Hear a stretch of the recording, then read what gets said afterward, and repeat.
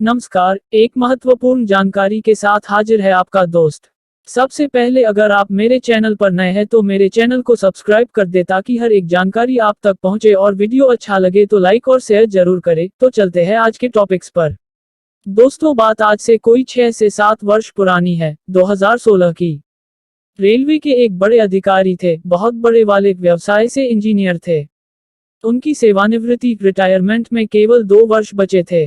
आमतौर पर निवृत्ति के नजदीक जब अंतिम पोस्टिंग का समय आता है तो कर्मचारी से उसकी पसंद पूछ ली जाती है।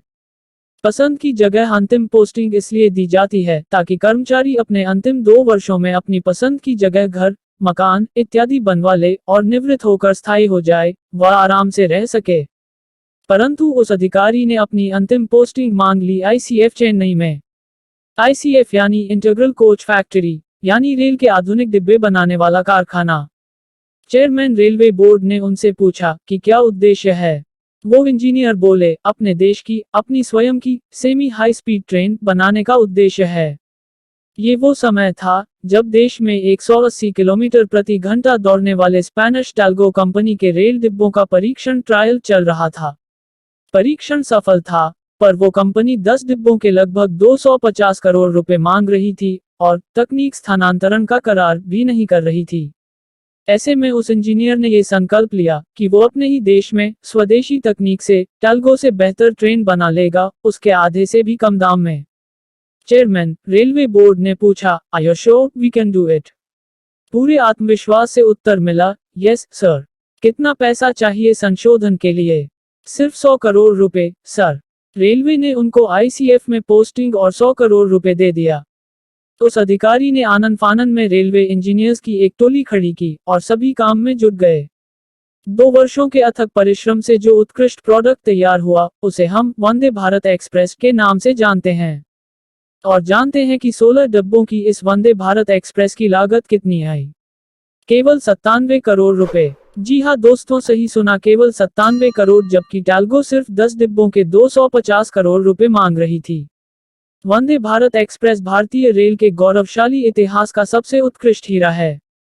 इसकी विशेषता ये है कि इसे खींचने के लिए किसी इंजन की आवश्यकता नहीं पड़ती, क्योंकि इसका हर डिब्बा स्वयं में ही सेल्फ प्रोपेल्ड है, यानी हर डिब्बे में मोटर लगी हुई है।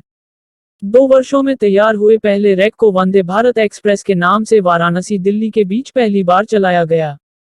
रेलवे कर्मचारियों की उस टोली को इस शानदार उपलब्धि के लिए क्या पारितोषिक मिलना चाहिए था? उन अधिकारी को पद्म सम्मान पद्मश्री।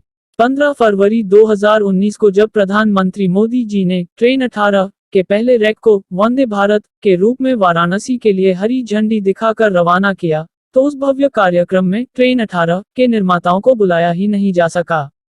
उल्टे पूरी टोली के ऊपर नए सीआरबी को विजिलेंस की जांच बैठानी पड़ी, क्योंकि विपक्ष में बैठे लोग इस उपलब्धि को, नए भारत की नई तस्वीर को पचा ही नहीं पा रहे थे और लगातार आरोप लगाते रहे कि ट्रेन 18 के कल पुर्जे खरीदने में टेंडर प्रक्रिया का पालन नहीं हुआ। आईसीएफ ने अगले 2 वर्ष यानी 2020 तक ट्रेन 18 के 100 रैक बनाने की महत्वाकांक्षी योजना बनाई थी। पर नई ट्रेन बनाना तो दूर, पूरी टीम को ही विजिलेंस जांच में उलझाकर तहस नहस कर दिया। सभी अधिकारियों, इंजीनियरों को आईसीएफ से दूर अलग अलग स्थान पर भेजना पड़ गया। देशद्रोही बिचौलिए और शक्तियां तथा विपक्ष अपने उद्देश्यों में काफी हद तक सफल हो गए। केवल अच्छे लोगों की चुप्पी के कारण सदैव देशभक्तों का बलिदान ही होना पड़ा है।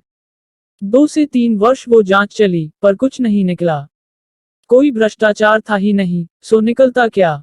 कहां तो 2 वर्षों में 100 रैक बनने वाले थे, एक भी न बना। जांच और के नाम पर 3 वर्ष नष्ट हुए, सो अलग। अंततः 2022 में उसी आईसीएफ ने उसी तकनीक से 4 रैक बनाए, जिन्हें अब दिल्ली, उन्नाव और बंगलुरु, मैसूर और अहमदाबाद रूट पर चलाया जा रहा है।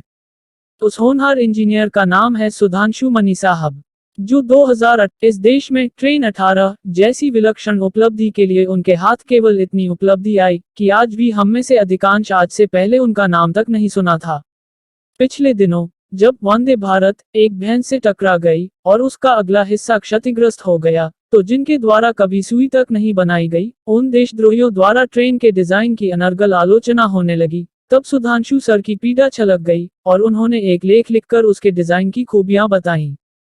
ऐसे होते हैं हमारे देश के भीतर बैठे हुए भीतरी गद्दार, जो कि देश के विकास को बिल्कुल पचा नहीं पाते हैं, और वे प्रत्येक अच्छे काम में मीन मेख निकालकर उस काम को ही रुकवाने के प्रयास में लग जाते हैं, जिससे देश का विकास बाधित हो सके। ये हमारे देश के भीतर के गद्दार विदेशी गद्दारों व दुश्मनों से अधिक खतरनाक हैं। हम सभी को मिलकर इनको रोकना होगा। आगे आप स्वयं समझदार हैं कि इनको रोकना कैसे है। आपका निर्णायक मत ही उसमें अपनी भूमिका में सफल होगा। सुधांशु मनी साहब सेवानिवृत्त होकर आजकल लखनऊ में रहते हैं।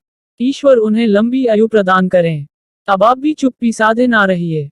मनी साहब के सम्मान में इस जानकारी को जनता जनार्दन तक पहुंचाए, और वीडियो पसंद आए तो लाइक और शेयर जरूर करें।